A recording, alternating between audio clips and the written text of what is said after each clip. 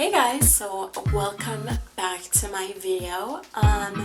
So today I'm going to be recapping 90 Day Fiance The Other Way, season 1, episode 1 and 2. I'm doing both of the episodes because they already have 2 episodes on, so I thought might as well just watch both episodes. Plus, we're not introduced to all the couples, so in the first 2 episodes, you're still only getting 4 couples instead of 6, which is fine and everything. I've been looking forward to this season. The only gripe I have is that TLC is, I feel like putting out too much of these spin-off shows, and it's getting harder and harder to keep up, and I think that you should kind of go one show at a time and wait until one finishes before they do another, because I feel like it can get overwhelming when you're dealing with that much couples and drama and things of that nature. But that's what I wanted to share, and it's not that much of a big deal, but it is still a bit overwhelming. So, we were introduced to 4 couples, so I'm just going to go into in the order that I saw them. So the first is Paul and Creanie. I didn't watch that initial episode where they just did on Paul and Creanie.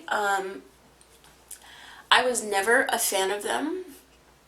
They've been on the 90 Day Fiance series a couple times, so we're very familiar with them, from how they met to when they got married, and now Creanie is pregnant. So we get to see, I guess, Creanie's pregnancy. So their plan was to have Creanie come up to America for in order to have the baby. But unfortunately, Paul doesn't have enough funds to sponsor her or stuff, which you need $26,000, and I don't know, I thought you would need way more than that to support somebody. But like, that money is actually not a lot, and but apparently Paul is not making that type of money, so he can't even afford it, and his mom is not about to sponsor them, so I don't know, it sucks to be them in that nature. So Paul has decided that he's gonna go down to Brazil to live. What else do you see with them?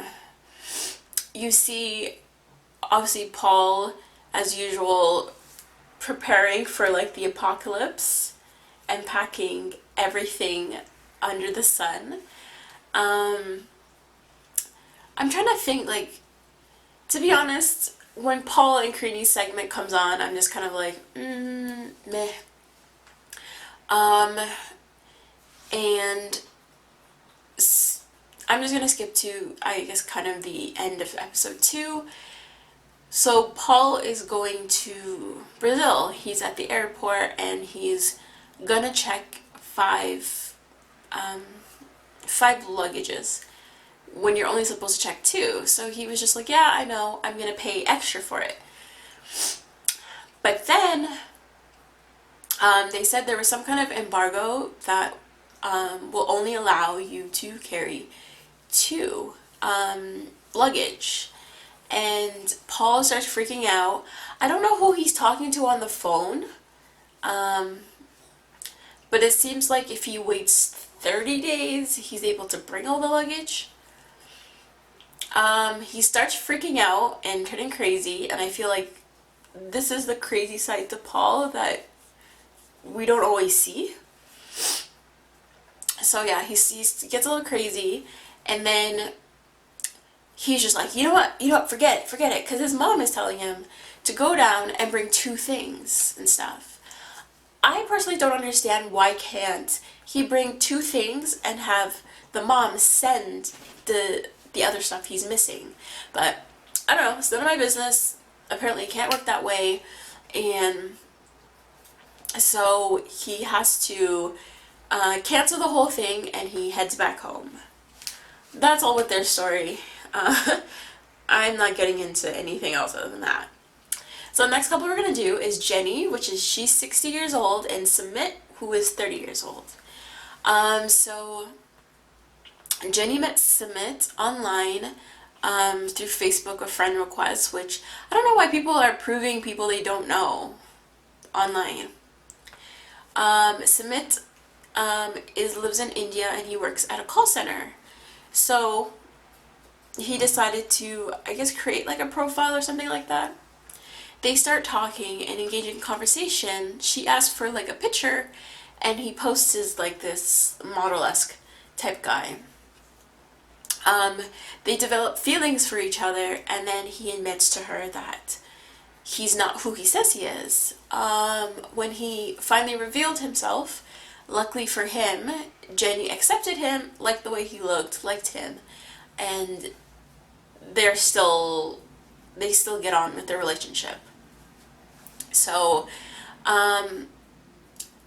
then I guess Jenny went to India to go see him in person after quite some time, and she stays there for 4 months with his family. The thing is that Sumit, he lives with his family. He has some cultural norms in his culture that he's not abiding by. For example, he wants to marry for love and not have it arranged. He's going to be moving out of the household instead of having her come in. He's in love with someone who is significantly older than him. So he's not following his culture's norms, and which results in his family being against it. Which I can understand a little bit from their perspective, because like, you're still very young and in your prime, and you're dating someone who, aside from loving and caring about this person, you're not going to be able to have a baby with her. You have to look at the possibility of her dying before you, and it's a lot to think about. But I have to say, like, I feel like Sumit really does care about Jenny, and that's why I am accepting of the relationship. Because it seems like he actually does like her, so I'm like, okay, that's good. I don't understand with all these couples why they have not informed important people in their lives about big major changes that are happening with their lives. Because Jenny tells her girlfriends that she's going to India. She's still talking to Sumit, and she's going to India for good. I'm like, and you're leaving in a week. Like, who says that? Like, that's so last minute to inform your friends and stuff. And then Sumit tells his friends about the plan for him to leave his household. But in order for him to do that, he's going to lie to his parents, tell his parents that he found a job far away and that he has to move.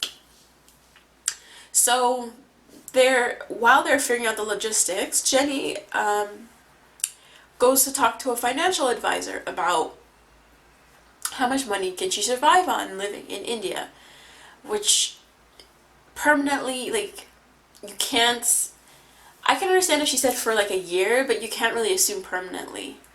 So she goes to the financial advisor and she's talking to him about what she wants to do.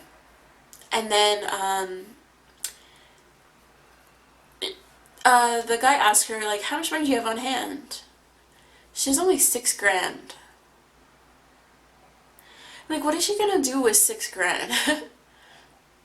That's not, like, I understand the cost of living there is low, but even just, I'm thinking about like buying property and stuff of that nature, getting a car. I could see all her money going. So I don't know what she thought $6,000 was gonna do. And then she looks so surprised when she was talking about forfeiting her citizenship and then not getting Social Security. And she was kind of just like, what? And I'm like, boo boo, what did you think was gonna happen if you're no longer a citizen of this country? Why should they give you money?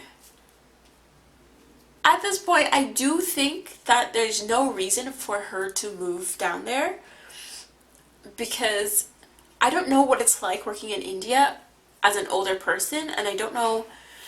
She's worked at a resort, so she can definitely get in the hospitality and tourism industry there, but aside from that, I don't know what she's gonna do.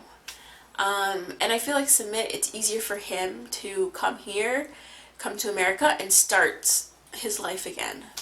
So I don't know why they're not doing it that way, but whatever.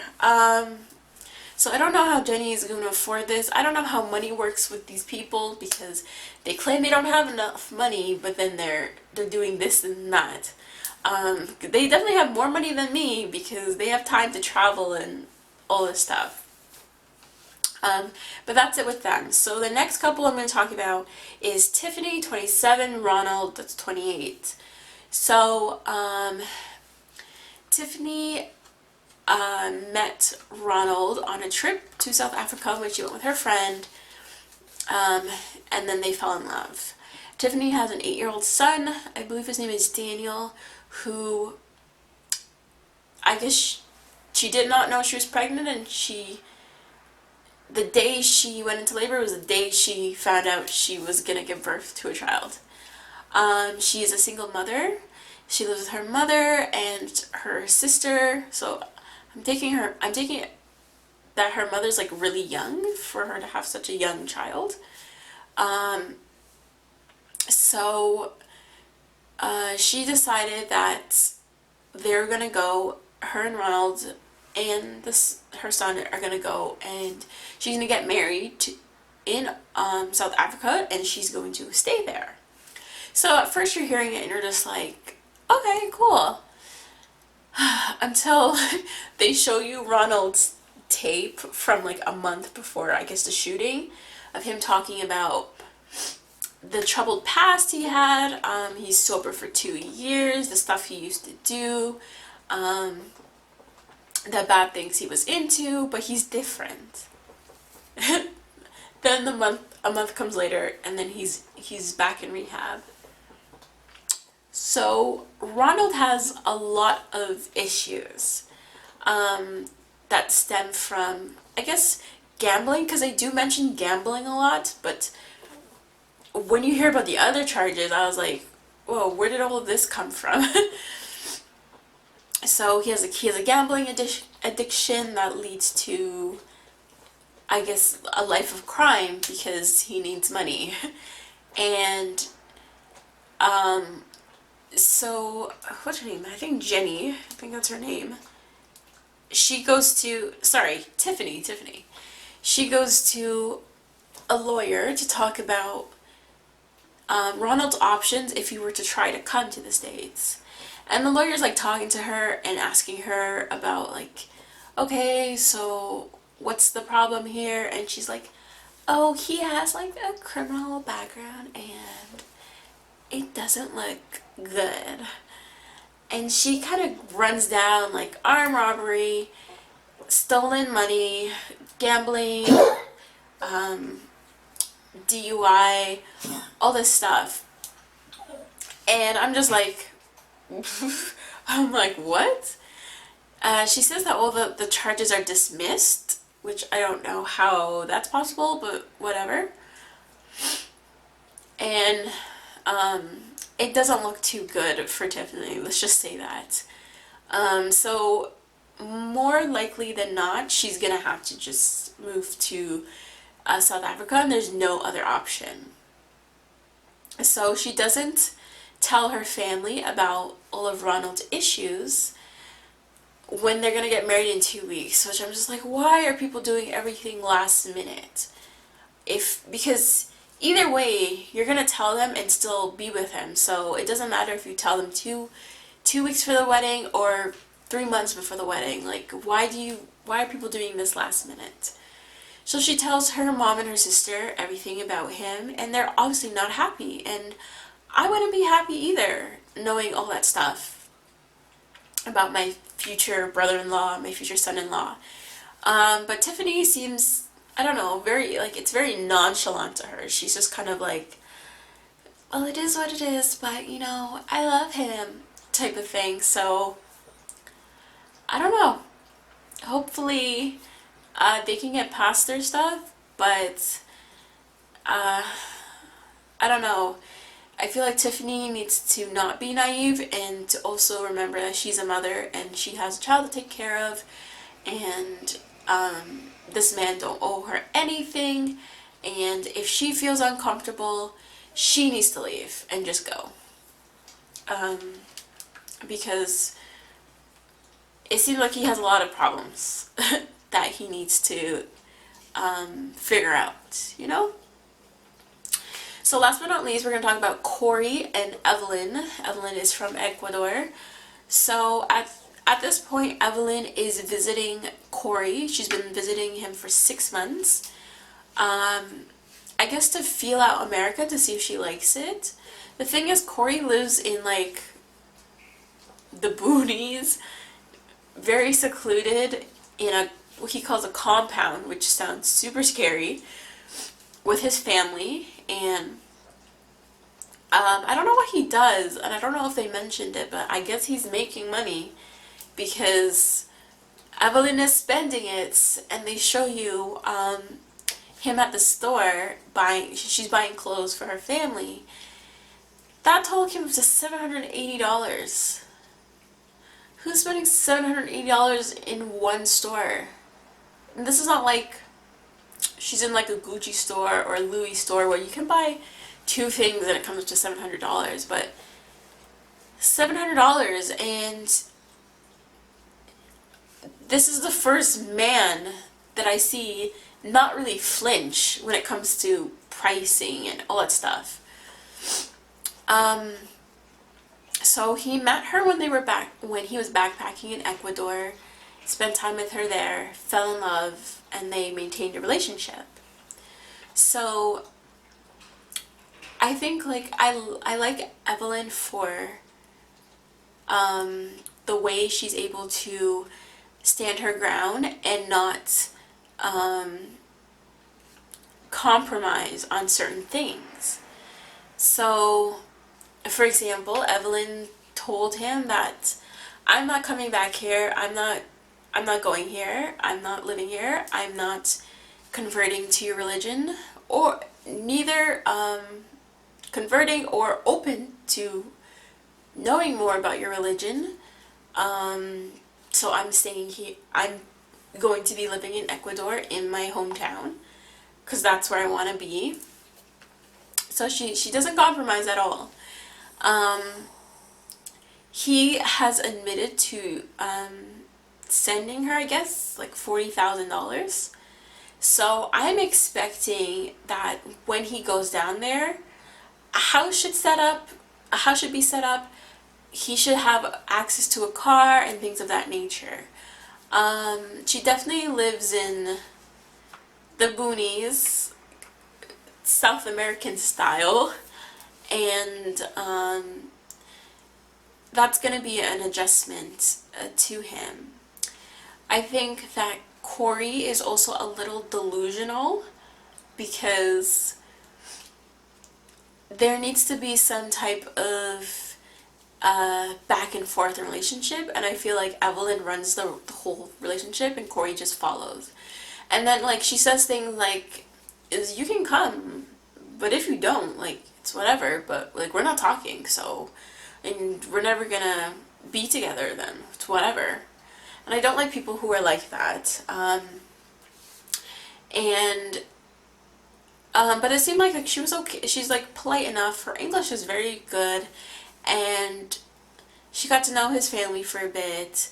His family, I can't remember, but I don't know if his family really told, I don't know if he told his family that, like, he's leaving for good. This is not like he's going on a vacation again. I can't remember if he did or not. He's driving Evelyn to the airport and she's like, "You're not gonna give me money?" And he's like, "Oh yeah, sure." I thought he would have been like, "Did I not just spend $700 like a day ago or 2 days ago?" He goes to the ATM, and when I saw his money, he's drawing out. I'm like, how much of money is he drawing? He gave her $500. So I don't know what he's doing, but he has money to spend. So I think that's one thing that Evelyn ends up taking advantage of him for, because he seems like such a nice guy and he's willing to spend his money.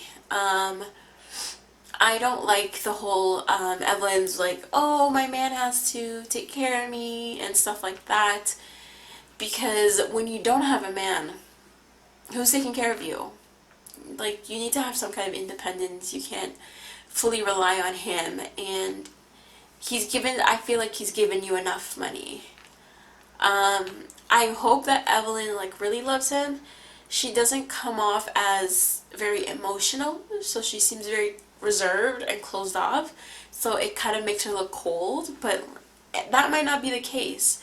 Hopefully more episodes will get to know her personality more, but right now she's very much like, I said what I said, like, end of story type of thing. I'm not fighting with you, I'm not arguing with you, it's my way or no way type of gal. And Corey seems very much like laid back and like, "Okay, sure, yeah, I'll do that, cool." So I don't know how he's going to adjust to his life in Ecuador. So yeah, I would say overall the first 2 episodes were pretty decent. You're still getting to know the characters. And this is not like a drama show. You still get to know the people there, and I can't wait to meet the other 2 couples and see them in the countries, because we haven't seen that yet. So I don't know how I'm going to upload these videos. And TLC I feel like releases like an episode or 2 at once, but I might have to group episodes at times, but I'm going to try to do a video for each episode. So that concludes my recap of 90 Day Fiance The Other Way, Season 1, Episode 1 and 2. Don't forget to like, comment, and subscribe. Thanks for watching!